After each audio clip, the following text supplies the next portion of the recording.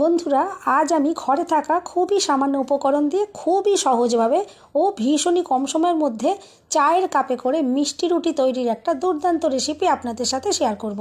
সম্পূর্ণ ভিডিওটা দেখতে থাকুন।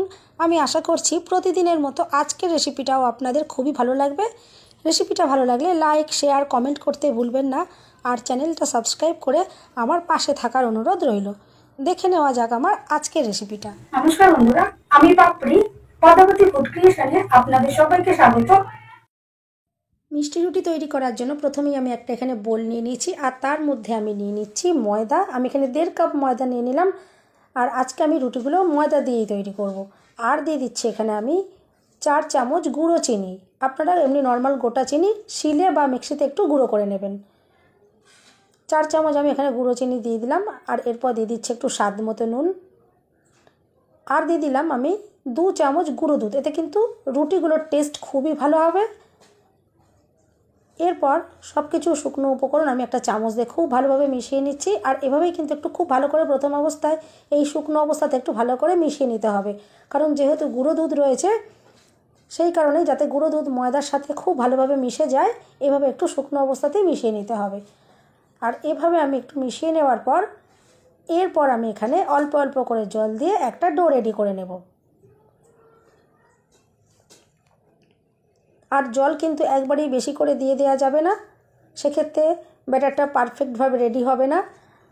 অল্প অল্প করে জল দিয়েই কিন্তু ব্যাটারটা রেডি করে নিতে হবে। এখানে কিন্তু খুব পাতলা বা খুব গাঢ় ব্যাটার রেডি হবে না, একটা মিডিয়াম ধরনের ব্যাটার রেডি করে নিতে হবে। আমি বারে বারে এভাবে অল্প অল্প করে একটু একটু জল অ্যাড করছি আর ব্যাটারটাকে রেডি করে নিচ্ছি। আর খুব ভালো করে ব্যাটারটাকে মিশিয়ে রেডি করতে হবে, যাতে কোথাও না দলা ভাব থেকে যায়। এভাবে আমি একটা ব্যাটার রেডি করে নিচ্ছি। আর আপনারা কিন্তু ভিডিওটা দেখে একটু বুঝে নেবার চেষ্টা করবেন আমি এখানে কীরকম ধরনের ব্যাটারটা রেডি করছি। এভাবে মিনিট খানেক খুব ভালো করে নাড়াচাড়া করে নিলেই কিন্তু ব্যাটারটা একদম রেডি হয়ে যাবে। একদমই কিন্তু এই রুটিটা তৈরি করতে কিন্তু একদমই সময় লাগে না, ভীষণই কম সময়ের মধ্যে তৈরি হয়ে যাবে। আর খুবই সামান্য উপকরণ দিয়েই তৈরি আমি আজকে করব। এভাবে দেখুন ব্যাটারটাকে আমি আস্তে আস্তে করে রেডি করে নিচ্ছি। এরপর একটু ফ্লেভারটা বাড়ানোর জন্য আমি এখানে দিয়ে দিচ্ছি 1 চামচ ঘি। আপনারা চাইলে কিন্তু ঘিয়ের পরিবর্তে বাটার দিয়েও করতে পারেন। বাটার দিয়ে করলে কিন্তু আরও টেস্ট ভালো হবে, একদম দোকানের কেনা রুটির মতন লাগবে। আমি এখানে ঘি ইউজ করেছি, আপনারা চাইলে বাটার অতি অবশ্যই দিতে পারেন, ঘরে থাকলে দিয়ে দেবেন। আর বাটার বা ঘি হাতের কাছে না থাকলে সেক্ষেত্রে কিন্তু আপনারা এখানে 2 চামচ সাদা তেল দিয়ে দেবেন। এরপর ঘিটা দেওয়ার পর খুব ভালো করে আমি মিশিয়ে নেব, যাতে সব জায়গায় খুব ভালোভাবে ঘিটা মিশে যায়। এভাবে আমি একটু মিশিয়ে নিলাম। আর বন্ধুরা, এখানে আমি 1 চামচ বেকিং পাউডার আর হাফ চামচের থেকে সামান্য একটু কম বেকিং সোডা ইউজ করেছি, সেটা স্কিপ হয়ে গেছে। আপনারা কিন্তু প্লিজ এই সময়তে এখানে 1 চামচ বেকিং পাউডার আর হাফ চামচের একটু সামান্য কম বেকিং সোডা দিয়ে কিন্তু ব্যাটারটাকে রেডি করে নেবেন, নাহলে কিন্তু রুটিগুলো পারফেক্টভাবে রেডি হবে না। এখানে কিন্তু স্কিপ হয়ে গেছে, সেই জন্য দেখানো গেল না। আর ব্যাটারটা আপনারা দেখে বুঝতেই পারছেন আমি এখানে কীরকম ধরনের ব্যাটারটা রেডি করেছি। ঠিক এরকম ধরনেরই একটা ব্যাটার রেডি করে নিতে হবে। আর এরপর রুটিগুলো তৈরি করার জন্য আমি এখানে দেখুন যে কাচের কাপে আমরা রোজ চা খাই সেই কাপগুলো আমরা নিয়ে নিচ্ছি। এই কাপগুলোতেই আমি আজকে রুটি তৈরি করে দেখাবো। আর এর ভেতরে একটু সাদা তেল আমি এভাবে একটু ব্রাশ করে দিচ্ছি। আর অবশ্যই কিন্তু এভাবে একটু সাদা তেল ব্রাশ করে দেবেন, তাতে কিন্তু রুটিগুলো খুব ইজিলি কাপের থেকে বার করা যাবে। আর কোনো রকম কিন্তু আপনারা ভয় পাবেন না যে এই কাচের কাপ আগুনে দিলে ভেঙে যাবে বা ফেটে যেতে পারে। রুটি তৈরির পর আমি আপনাদেরকে দেখিয়ে দেবো কাপগুলো কিন্তু কোনোটাই ভেঙে যায়নি, একদম সব সুন্দরভাবে ঠিকঠাকই যেমন ছিল সেরকমই থাকবে। কাপ কিন্তু ভেঙেও যাবে না, ফেটেও যাবে না। আপনারা কিন্তু নির্ভয়ে এভাবে কাচের কাপ দিয়ে তৈরি করতে পারেন, কোনোই অসুবিধা হবে না। আর চাইলে আপনারা কিন্তু নর্মাল স্টিলের বাটি বা অ্যালুমিনিয়ামের বাটিতেও করতে পারেন, সেক্ষেত্রেও অসুবিধা নেই, কিন্তু কাচের কাপে আপনারা করবেন, কোনো রকমের অসুবিধা হবে না। এরপর আমি দেখুন কাচের কাপের ভেতরে চামচে করে ব্যাটারগুলোকে নিয়ে নিচ্ছি। আর সম্পূর্ণ কিন্তু ভর্তি করে দেওয়া যাবে না, কারণ এগুলো যখন রেডি হবে ফুলে একদম কাপ ভর্তি হয়ে যাবে, সেই জন্য এরকমভাবে খানিকটা জায়গা ফাঁকা রেখে ব্যাটারটা দিতে হবে। আর চাইলে কিন্তু আমি এখানে যে পরিমাণে দিয়েছি তার থেকে সামান্য একটু কমও আপনারা দিতে পারেন। এভাবে আমি ব্যাটারগুলো 4টে কাপের ভেতরেই আমি ভরে নিচ্ছি। আর বন্ধুরা, রেসিপিটা যদি ভালো লাগে অবশ্যই কিন্তু লাইক, শেয়ার, কমেন্ট করতে ভুলবেন না। আর চ্যানেলটা সাবস্ক্রাইব করে আমার পাশে থাকার অনুরোধ রইল।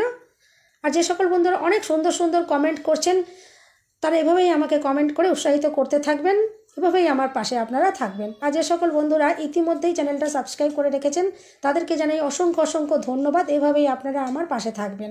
আর যে সকল নতুন বন্ধুরা এখনও আমার চ্যানেলটা সাবস্ক্রাইব করেননি, তাদের কাছে আমার অনুরোধ রইল প্লিজ চ্যানেলটা সাবস্ক্রাইব করে নেওয়ার জন্য। এরপর দেখুন আমি একটা স্টিলের গামলি বসিয়ে দিয়েছি, আর হাই ফ্লেমে আমি 5 মিনিট এটাকে ভালোভাবে গরম করে নিচ্ছি একটা চাপা দিয়ে। এবার আমি চাপাটা খুলে নিলাম, আর ভেতরে আমি একটা স্ট্যান্ড দিয়ে রেখেছিলাম। এই স্ট্যান্ডের ওপরে আমি একে একে কাপগুলোকে বসিয়ে দিচ্ছি। আর এই সময় একটু সাবধানে বসাবেন, কারণ জায়গাটা খুবই গরম রয়েছে। খুবই সাবধানে আমি কাপগুলোকে বসিয়ে দিচ্ছি, নাহলে কিন্তু হাতে ছ্যাঁকা লেগে যেতে পারে। এভাবে কাপগুলোকে আমি বসিয়ে দেবো, আর গ্যাসের ফ্লেম একদম লোতে করে প্রথম অবস্থায় আমি 10 মিনিট বেক করে নেব। কাপগুলো দেখুন আমি বসিয়ে দিয়েছি, আর ওপর থেকে একটা এভাবে চাপা দিয়ে দিলাম, আর গ্যাসের ফ্লেম আমি একদম লোতে করে দিয়েছি। আর 10 মিনিট আমি প্রথমে এভাবে একটু বেক করে নেব, তারপরে আমি দেখাচ্ছি আপনাদেরকে। 10 মিনিট হয়ে গেছে, আপনারা দেখে বুঝতেই পাচ্ছেন ব্যাটারটা কতটা ভর্তি ফুলে একদম কাপ দেখুন ভর্তি হয়ে গেছে। এরপর আমি এখানে প্রত্যেকটা কাপের ভেতরে একটা টুকরো করে মোরব্বা এভাবে দিয়ে দিচ্ছি, এতে দেখবেন রুটিটা যেমন সুন্দর দেখতেও লাগবে আর খেতেও খুবই সুন্দর লাগবে। বাড়িতে বাচ্চা থাকলে বাচ্চাদের কিন্তু খুবই এটা পছন্দ হবে, আর বড়দেরও ভীষণই ভালো লাগবে। এভাবে আমি প্রত্যেকটা কাপের ভেতরে একটা টুকরো করে মোরব্বা এভাবে দিয়ে দিলাম। আর এরপর আমি আবারও চাপা দিয়ে দেবো, আর চাপা দিয়ে আরও 10 মিনিট বেক করে নেব। টোটাল আমি এই রুটিটা তৈরি করার জন্য 20 মিনিট এভাবে বেক করেছি। এরপর দেখুন 20 মিনিট হয়ে গেছে, আমি ঢাকাটা খুলে নিলাম। আর দেখুন কালারটা দেখে আপনারা বুঝতেই পাচ্ছেন কতটা সুন্দর কালার এসেছে। আর একটা কাঠি দিয়ে আমি এভাবে চেক করে দেখে নিলাম ব্যাটারগুলো একদম কাঠির গায়ে আটকে যাচ্ছে না, তার মানে পাউরুটিগুলো একদম সুন্দরভাবে রেডি হয়ে গেছে। এরপর গ্যাসের ফ্লেম আমি বন্ধ করে দিয়েছি। আপনারা চাইলে এই সময়তে এর উপরে একটুখানি বাটার উপর থেকে ব্রাশ করতে পারেন, বা ঘি দিয়েও একটু ব্রাশ করতে পারেন। আমি এখানে কিছুই করলাম না, এমনিতেই যথেষ্ট সুন্দর নরম তুলতুলে রয়েছে রুটিগুলো, আমি আপনাদেরকে দেখাবো। এরপরে একদম ঠান্ডা করে নিয়েছি, কারণ গরম অবস্থায় কোনো মতেই বার করবেন না, সেক্ষেত্রে রুটিগুলো ভেঙে যেতে পারে। এখন একদম ঠান্ডা হয়ে গেছে, আমি কাপ থেকে বার করে নিয়েছি। আর কাপটা দেখে আপনারা বুঝতেই পারছেন কাপটা কিন্তু ভেঙেও যায়নি, ফেটেও যায়নি, কোনোভাবেই নষ্ট হয়নি। আর সমস্ত রুটিগুলো দেখুন আমি বার করে নিয়েছি, আর কতটা অসাধারণ দেখতে লাগছে, আর ভীষণই নরম তুলতুলে স্পঞ্জি সফট তৈরি হয়েছে। অবশ্যই আপনারা বাড়িতে এভাবে একবার ট্রাই করবেন, দেখবেন আপনাদেরও ভীষণই ভালো লাগবে। বাচ্চাদের স্কুলের টিফিনে আপনারা এভাবে দিতে পারেন, বা এমনি নর্মাল যে কোনো সময় আপনারা এগুলো রেডি করতেই পারেন।